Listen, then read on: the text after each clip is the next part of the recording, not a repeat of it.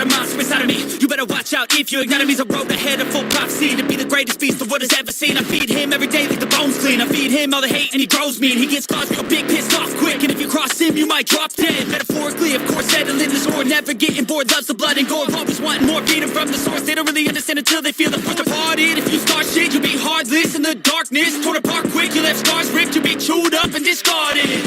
And this world ain't right, won't accept it. Negative energy, I expect it. Once it's in your mind, it's infectious. So fight for your life and reject it. You better give me.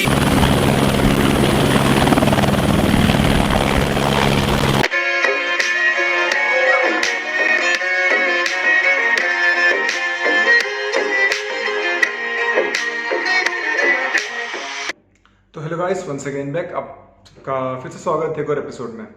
तो जो भी stories है offshore एक platform में ऐसे फिर से continue कर रहा हूँ। तो पहले वाला जो वीडियो था वो मैंने कुछ क्लाइमेट वेदर के बारे में बताया था। अभी का वीडियो वही स्टोरी, वही जर्नी, वही बिगिनिंग से मैं कंटिन्यू कर रहा हूँ। तो मेरा फर्स्ट इंटरनेशनल प्रोजेक्ट ऑलमोस्ट मैंने दिसंबर में ज्वाइन किया। तो मई एंड या जून फर्स्ट वीक तक मैं कंटिन्यू मैंने उस फील्ड में, उस रीग में, उस प्लेटफॉर्म में मैंने काम किया। अब जब भी आप कोई भी प्रोजेक्ट करते हो तो शिप पे एक रूल है, जो बार, जो अकोमोडेशन है, जो प्रोजेक्ट है, उसके जितने भी मटेरियल है वो सारे का सारा जो है वो शिप पर होता है। और उसका रूल ये है कि साइन इन और साइन आउट, यानी साइन ऑफ। पहले जब भी वो सामान लोड होता है उसके उस वक्त से लेके जब काम खत्म हो गया और जब वो साइन ऑफ होता है तो सारा का सारा मटेरियल जिस कंट्री का है या तो फिर जो नज़दीक जो भी डेजिग्नेशन है वहाँ पर वो सारा का सारा सामान जो है वो लोड, मतलब वहाँ से निकाल दिया जाता है। ऑफ लोड बोलते हैं उसको। तो मैं तो पहले जो प्रोजेक्ट के लिए गया था, मैं स्टार्टिंग बिगिनिंग में नहीं था। तो वहाँ का जो इंचार्ज था, जो मटेरियल कीप करता था, वो स्टार्टिंग से लेके एंड तक था। अगर मेरे हिसाब से वो प्रोजेक्ट में कुछ ऐसा हुआ था कि वो जितने भी सामान थे वो इंडिया में वापस जाने का था, लेकिन वो इंडिया नहीं गया। वो म्यांमार से मलेशिया गया और वहाँ जाके वो सारा का सारा जो मटेरियल है वो ऑफलोड हुआ और वहाँ का जो पोर्ट है वहाँ पर स्टे रखा गया कुछ महीनों के लिए। उसका रीज़न ये था कि जब प्रोजेक्ट हम लोग कर रहे थे उसके बीच में एक और काम मिला। एक नया प्लेटफॉर्म था जो हुकअप होना था, मतलब बीच समुंदर में एक नया और प्लेटफॉर्म लगेगा और हमें वहाँ पर फिर से काम करना है। तो वो था एक प्रोजेक्ट। तो पहला प्रोजेक्ट तो गया मैं।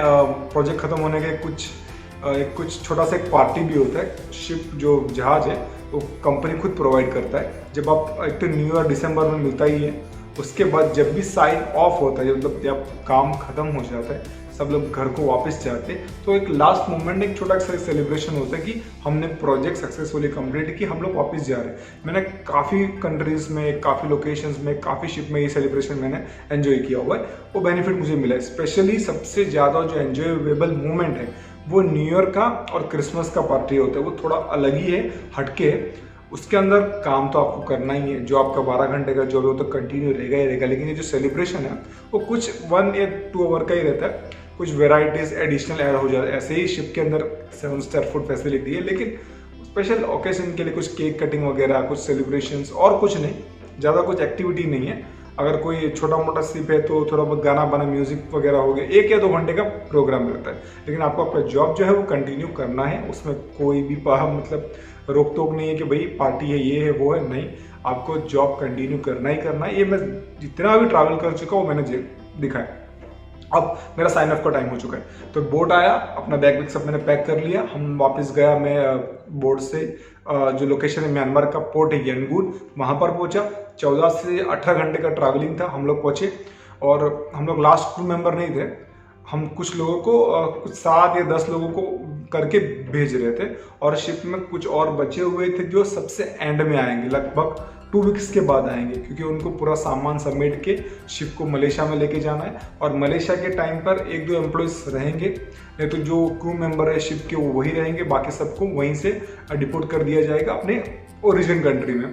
तो मैं और जितने भी हम लोग बैच थे होटल में गए। हम लोग 2 या 3 दिन रुके, ज़्यादा रुकने नहीं दिया, क्योंकि जितना आप होटल में रुको कंपनी को उतना चार्ज है और वीज़ा भी लिमिटेड है, ख़त्म होने का टाइम हो गया। तो हम लोग 2-3 दिन रुके। कंपनी ने कुछ खर्चे के लिए खर्चा पानी के लिए थोड़ा बहुत खर्चा दिया। तो उसके बाद हम लोग एयरपोर्ट में गए, वहाँ से सिंगापुर और सिंगापुर से इंडिया। तो इंडिया वापस पहुंच गया मेरा पहला इंटरनेशनल जॉब कंप्लीट करने के बाद। मोस्टली क्या होता है, कभी भी मैंने देखा है कोई भी हो शिप में काम करने के बाद 6 या 7 महीने के बाद वो इंडिया आता है तो वहाँ से सीधा घर चला जाता है। लेकिन मैं पहली बार था तो मैं गया नहीं, जबकि मुंबई से मैं रहता उस टाइम गुजरात में था। मुंबई से गुजरात ज़्यादा दूरी भी नहीं था और फैमिली से कुछ इतना कुछ ये आया नहीं कि आओ मिलो वगैरह, ये भी कुछ ना था नहीं। बाकी जितने भी क्रू मेंबर थे वो सब के सब पहुंचते ही नेक्स्ट या उसके कुछ 2 दिन के अंदर उनका जो भी सेटलमेंट है, पेमेंट है, किसी का एडवांस मनी है, जो भी है वो सब लेके क्लियर करके ट्रेन पकड़ के अपने अपने घर को निकल गए। अब मैं क्यों रुका? मेरा रुकने का ये रीज़न था कि मुझे और कुछ मतलब और सीखना था और थोड़ा बहुत पैसे कमाने थे, तो मैं 2-3 महीने के लिए और रुक गया। और मुझे ये इंस्ट्रक्शन मिला था कि आपको वापस जाना है उस फील्ड में, वहाँ पर एक नया प्रोजेक्ट है, तो हम आपको एज अ जो आपका मटेरियल है, स्टोर है, उसका इंचार्ज स्टोर कीपिंग के लिए, शायद आप स्टोर कीपर को हो, मटेरियल कोऑर्डिनेटर को हो, मटेरियल कंट्रोलर को हो, वो काम के लिए आपको सिलेक्ट किया गया है, आपको जाना है। तो मैंने कहा ठीक है ये भी कर लेते हैं। लेकिन उसके बीच में जो मटेरियल था मलेशिया में, वहाँ सामान इंस्पेक्शन करने के लिए जाना था, लेकिन उसके लिए मैं नहीं गया, उसके लिए कोई और बंदे को भेजा गया। तो वो कुछ 3-4 दिन का था, तो उसने मुझे कहा कि भाई ऐसा ऐसा है, तो सारे सामान ऐसा ऐसा अरेंज किए हुए, आपको ये करना है, प्रोजेक्ट इतना टाइम का है, शॉर्ट टाइम का प्रोजेक्ट है, कोई लंबा नहीं था, 6 से 7 महीने का काम नहीं था, 1.5 से 2 महीने का ही काम था। तो मैंने कहा ठीक है। अब बहुत सारे एम्प्लॉयज़ मना कर रहे थे जाने के लिए उस प्रोजेक्ट के लिए, तो मैंने उनसे पूछा रीज़न क्या है। उन्होंने कहा कि ये जो वेदर है, ये जो कह रहे हैं कि अगस्त सितंबर का जो महीना है वो सबसे डेंजर महीना होता है, और बाकी मैंने किया किसी को कोई पड़ी नहीं, बस पैसे का मतलब है और खाने पीने से मतलब है कि भाई हमें जाना है, काम करना है, पैसा मिलेंगे, बस यही है। और जो एक्सपीरियंस थे वो काफ़ी लोग नहीं आए, बहुत ही कम क्रू मेंबर था। जब हम पहली बार गए तो 200 से 250 लोग थे, लेकिन सेकेंड ट्रिप में सिर्फ 100 लोग थे। और सेकेंड ट्रिप का जो मैं स्टोरी है, बहुत मैंने कुछ सीखने को मिला। और जो वो 2 से 3 महीना जो मैं रुका था, जो मैं घर नहीं गया, पहली बार 2012-13 में जब घर छोड़ा, तो उसके बाद करीब मुझे 1 साल कंप्लीट हो गया, लेकिन मैं घर नहीं गया। तो अब मैंने यही सोचा कि भाई 1-2 महीने की बात है। मुंबई में क्या था यार, रूम में रहते थे, अब रुको या ना रुको, रेंट तो आपको महीने का भरना ही है।